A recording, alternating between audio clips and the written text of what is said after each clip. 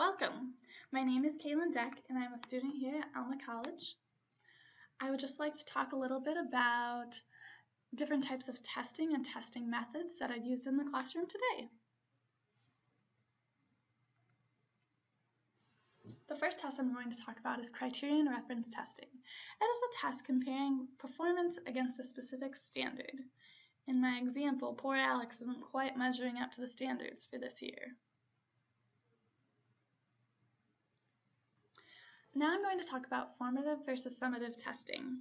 Formative tests are tests and quizzes given throughout the year based on what the teacher has been talking about in class. Summative testing is a compilation of all these little tests and quizzes, and it's usually known as a final exam.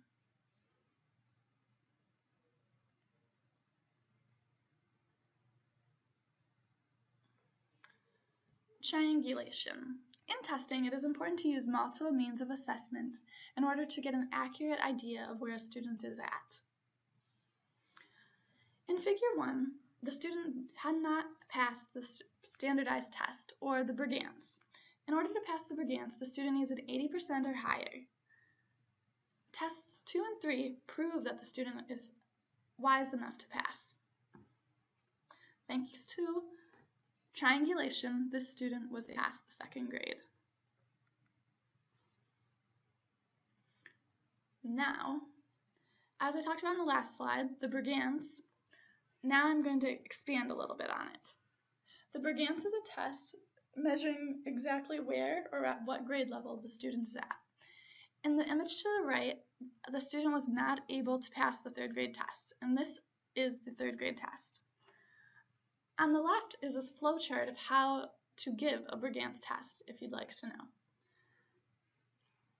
At the point at which a student can't continue on, the educator would simply backtrack, stating, for example, Alex is at the second grade level, but with the assistance of a calculator, he can complete third grade tasks.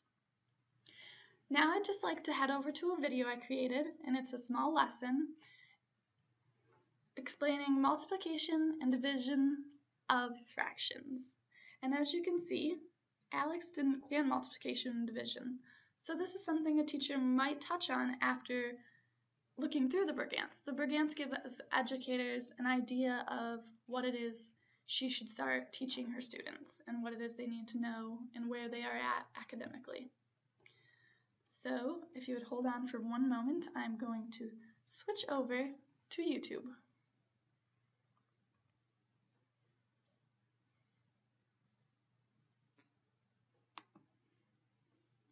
And here is my lesson.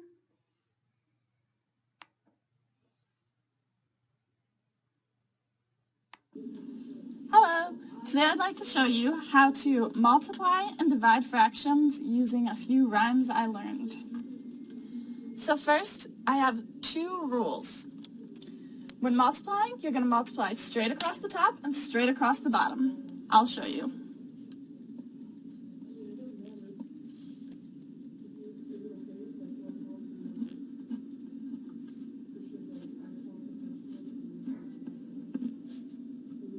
So now we're going to multiply straight across and straight across once again.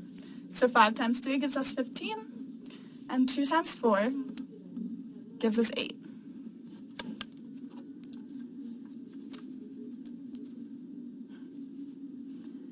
For the second, we are going to use our rhyme.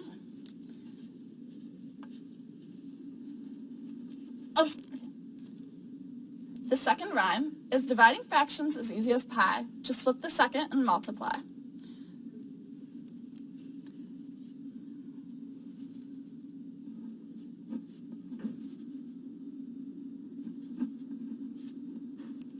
So we're going to take this fraction, which is the second fraction, and we're going to turn that into 6 over 2. And now we're just going to multiply once again, straight across. And you should get one whole.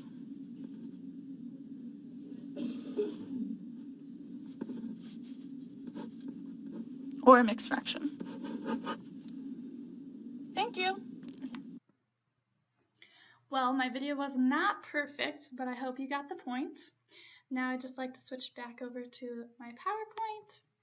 and continue talking about the Brigance. What the Brigance does is it just gives the teachers ideas of where the student is, what kind of curriculum they still need to taught, and what kind of curriculum they need to teach the students that they might not have touched on enough. Even though a teacher has taught something, it doesn't mean every student understands it. So sometimes these kind of standardized tests give the teacher an idea of what they need to recap on. They are not always just a measure of how well or how poorly a student is doing. Here is a graph showing how my imaginary student Alex is doing. If you'd just like to take a moment to read through it and get an idea of what it is, I'll give you a moment to do so.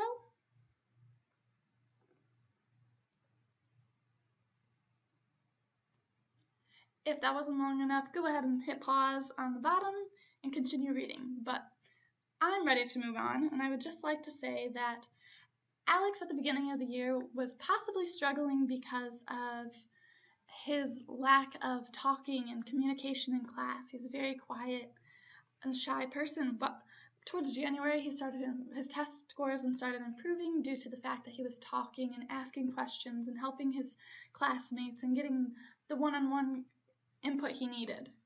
So if you look along the bottom, there is a chart explaining exactly where he started and where he wants to be by the end of the year.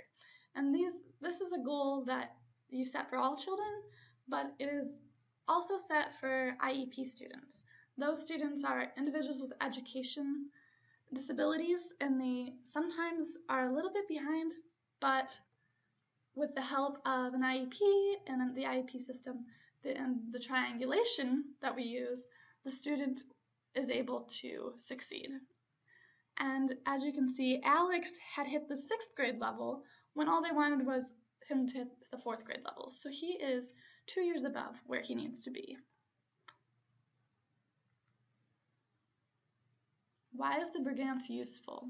Well, as I said before, it provides the educator with a starting point, and it also helps the teacher to decide what instructional level to teach at, a level that's not too far above her students' abilities. And it gives the teacher an idea of where and when and what kind of things she needs to go back and look at. Teaching reading to students with disabilities. This is an article we read in class, and it talked about RTIs, which are response to intervention programs. And the main point is intervention is key, early intervention. The sooner you find that a student is struggling or falling behind in a subject, the easier it is for them to catch up. Holding students back is not something that is advised by this article because it really just puts students down and makes them feel bad, and they begin to stop trying. And so it is just very important to help them and let them know you're there for them. Some include reading materials aloud, repeating key points, copying notes for them so they don't fall behind, writing those long notes you put up on the board. Allow them for extended work time. Lots of students just get stressed over the fact that they only have a few minutes to do a test, and it doesn't make for good scores. They quickly do it and don't put all their effort into it. Reduce homework time, that can also help, in small group instruction. Sometimes students just need that one-on-one instruction rather than the big chaotic groups that come about. In this image over here, it is just an example of an RTI and the different levels. Lastly, I'd just like to say, this year at Alma College, I have learned so much about the different testing methods, and I had the opportunity to give a Brigance test myself. So that was a lot of fun. I hope you learned a lot from my video. See you next time.